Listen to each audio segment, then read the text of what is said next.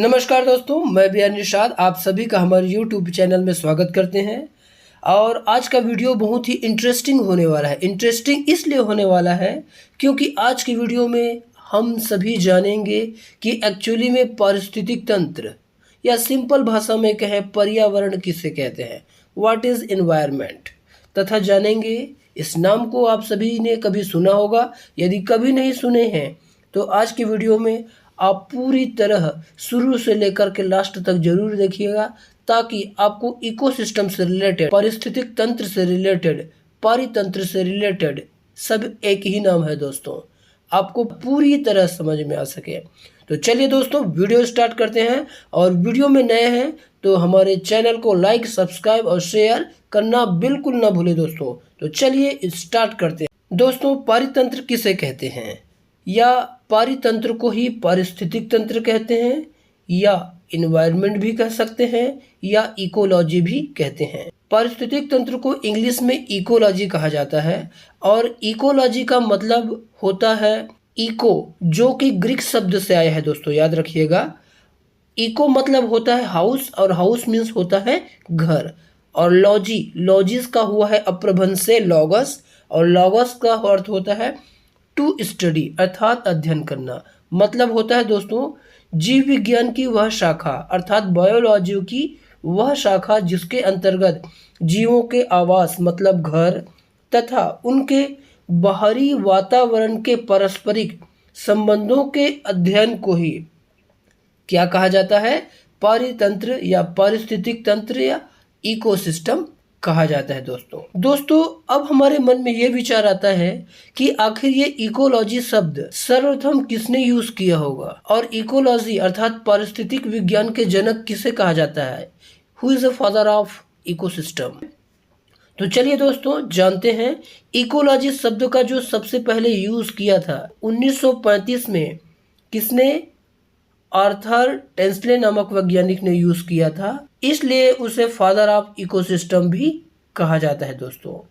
और साथ ही साथ दोस्तों इकोसिस्टम की जो परिभाषा है वो अलग अलग वैज्ञानिकों ने अलग अलग तरीके से अपने थिंक के हिसाब से, अपने विचार के हिसाब से अलग अलग प्रकार के भी परिभाषा आपको दिया है दोस्तों। अब हम लोग जानते हैं कि आखिर इस पारितंत्र का, इस इकोसिस्टम का निर्माण कैसे हुआ होगा। जैसे पृथ्वी का निर्माण दोस्तों आज से लाखों करोड़ों अरबों वर्ष पूर्व धरती जो पृथ्वी है, जिसे इलेम कहा जाता था, इलेम में बहुत सारे विस्फोट हुआ, और विस्फोट होने से आज का जो हमारा सौरमंडल परिवार है वो अस्तित्व में आया दोस्तों। ठीक इसी प्रकार हमारे मन में ये क्वेश्चंस आता है दोस्तों कि हमारे कंप्लीट बॉडी का निर्माण आखिर कैसे हुआ होगा।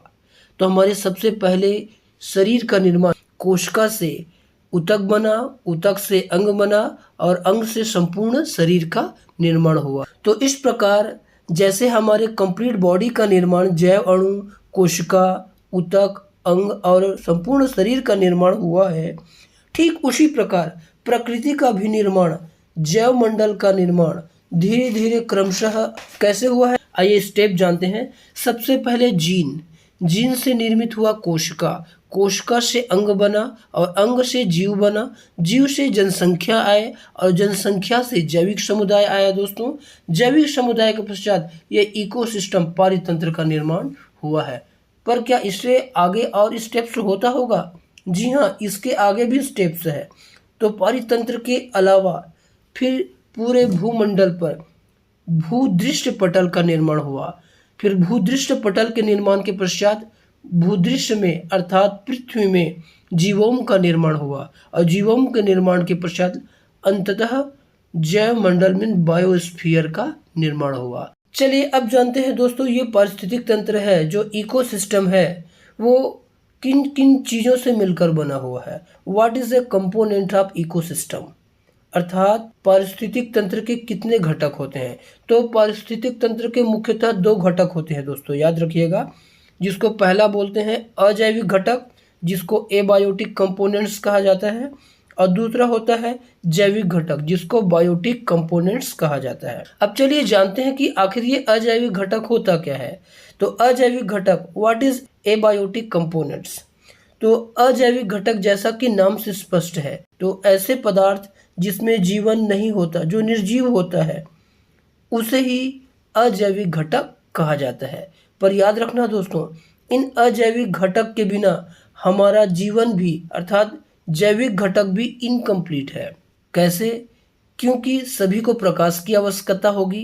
एग्जाम्पल याद रखिएगा, सबको ताप की आवश्यकता होती है, सबको आर्द्रता की आवश्यकता होती है, सभी को वायु की आवश्यकता होती है, सभी को मृदा की आवश्यकता होती है, और पृथ्वी में उपस्थित समस्त जो निर्जीव तत्व है वो किसी न किसी प्रकार से सभी मनुष्य से, हर प्रकार के जीवों से आपस में क्या है, कनेक्टेड है। फिर दूसरा देखते हैं दोस्तों, जैविक घटक। जैविक घटक मीन्स बायोटिक कंपोनेंट्स, अर्थात ऐसे पदार्थ जिसमें जीवन होता है, जैसे कि हम सब, उसे ही क्या कहा जाता है, जैविक घटक कहा जाता है। अब जैविक घटक को भी अलग अलग भागों में डिवाइडेड किया गया है दोस्तों। सबसे पहला हो जाएगा उत्पादक, जिसको इंग्लिश में प्रोड्यूसर बोला जाता है। क्या होता होगा उत्पादक? याद रखिएगा, जो अपना भोजन का निर्माण स्वयं करते हैं तो उसे उत्पादक कहा जाता है। याद रखिएगा, इसे उत्पादक इसलिए कहा जाता है क्योंकि ये अपने भोजन का निर्माण स्वयं करता है, जैसे समस्त हरे पेड़ पौधे, क्योंकि इनमें क्लोरोफिल नामक वर्णक, वर्णक मतलब रंग होता है, पाया जाता है, जिसके कारण इसका रंग क्या होता है, ग्रीन कलर का होता है, हरे रंग का होता है, और हरे रंग के कारण इसमें क्लोरोफिल वर्णक पाया जाता है। और यही क्लोरोफिल वर्णक सनलाइट की उपस्थिति में, अर्थात सूर्य प्रकाश की उपस्थिति में कार्बन डाइऑक्साइड और जल को लेकर के अपने लिए किसका भोजन मतलब ग्लूकोज का निर्माण करता है। और यही ग्लूकोज किसमें, मंड के रूप में, स्टार्च के रूप में कन्वर्ट होकर के पौधों को भोजन प्रदान करती है। और याद रखिएगा, उत्पादक को प्रथम पोषक स्तर भी कहा जाता है, फर्स्ट ट्रॉफिक लेवल। दूसरा है उपभोक्ता। उपभोक्ता किसे कहते हैं? जिसको इंग्लिश में कंज्यूमर कहा जाता है, जो अपने भोजन का निर्माण स्वयं नहीं करता, अर्थात अपने भोजन के लिए किसी दूसरों पर डिपेंडेंट रहता है, तो उसे ही कंज्यूमर या उपभोक्ता कहा जाता है। जैसे कि मनुष्य, हम सब इसी के अंतर्गत आते हैं, और समस्त जीव जंतु इसी के अंतर्गत आते हैं। फिर आते हैं दोस्तों, उपभोक्ता को अलग अलग भागों में पुनः बांटा गया है, प्राथमिक उपभोक्ता, द्वितीय उपभोक्ता और तृतीय उपभोक्ता। तो पहला उपभोक्ता होता है, याद रखना, प्राथमिक उपभोक्ता। और प्राथमिक उपभोक्ता को याद रखना दोस्तों, द्वितीय पोषक स्तर कहा जाता है, सेकंड ट्रॉफिक लेवल कहा जाता है। याद रखना, एग्जाम में ये आता ही है। तो प्राथमिक उपभोक्ता हमेशा शाकाहारी होता है, और शाकाहारी मीन्स क्या होता है, जो हरे पेड़ पौधों को भोज्य पदार्थ के रूप में क्या करता है, ग्रहण करता है, तो उसे ही प्राथमिक उपभोक्ता या शाकाहारी कहा जाता है। जैसे कि जितने भी शाकाहारी जंतु हैं, लाइक दैट गाय है, भैंस है, बकरी है, इसके अलावा अन्य शाकाहारी जंतु। दूसरा होता है दोस्तों द्वितीय उपभोक्ता, जिसको तृतीय पोषक स्तर भी कहा जाता है, तृतीय पोषक थर्ड ट्रॉफिक लेवल भी कहा जाता है, जो अक्सर क्या होता है, मांसाहारी होता है। मांसाहारी मतलब जो अपने भोजन में मांस का भक्षण करते हैं, तो उसे मांसाहारी कहा जाता है। जैसे है शेर, चीता, लोमड़ी इत्यादि इत्यादि। नेक्स्ट है दोस्तों तृतीयक उपभोक्ता।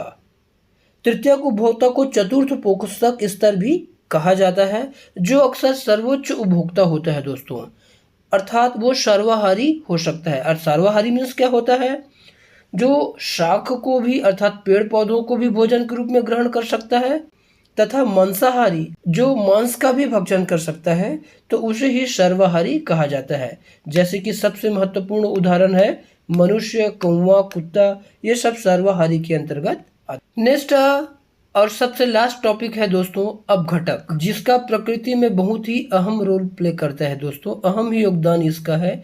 इसके बिना कोई भी जीव डेथ होने के पश्चात वो सड़ नहीं पाता, उसका बॉडी डिकम्पोज नहीं हो पाता। तो जानते हैं कि अपघटक क्या होता है। अपघटक को अपभार्जक भी कहा जाता है और डिकम्पोजर भी कहा जाता है। डिकम्पोजर इसलिए कहा जाता है क्योंकि जब पेड़ पौधे एवं जंतुओं अर्थात उत्पाद और उपभोक्ता का जो मृत शरीर है तथा जंतुओं के जो वज्र पदार्थ का जीवाणुओं के द्वारा, कवकों के द्वारा, ईस्टों के द्वारा और छोटे छोटे टुकड़ों में इसको क्या कर दिया जाता है, बांट दिया जाता है, छोटे छोटे हिस्सों में तोड़ दिया जाता है, ब्रेकडाउन कर दिया जाता है, जिसे ही अपघटक या अपघटनकर्ता कहा जाता है। तो इस प्रकार आई होप आप लोगों को इकोलॉजी से रिलेटेड, इकोसिस्टम से रिलेटेड, पारिस्थितिक तंत्र से रिलेटेड जो भी डाउट होंगे वो आई होप थोड़ा क्लियर हो गया होगा, और आपको लगता है कि किसी प्रकार का बोर्ड एग्जाम में या किसी प्रकार के कंपटीशन एग्जाम में आप पार्टिसिपेट कर रहे हैं और इससे रिलेटेड क्वेश्चंस आपके मन में है, तो हमें कमेंट्स करना बिल्कुल ना भूलें, ताकि हम आपको एकदम सरल से सरल सिंपल भाषा में आपके लैंग्वेज में आपको जवाब दे पाए दोस्त। तो आई होप आप कमेंट करेंगे। इसी के साथ आप सभी को बहुत बहुत धन्यवाद। Thank you.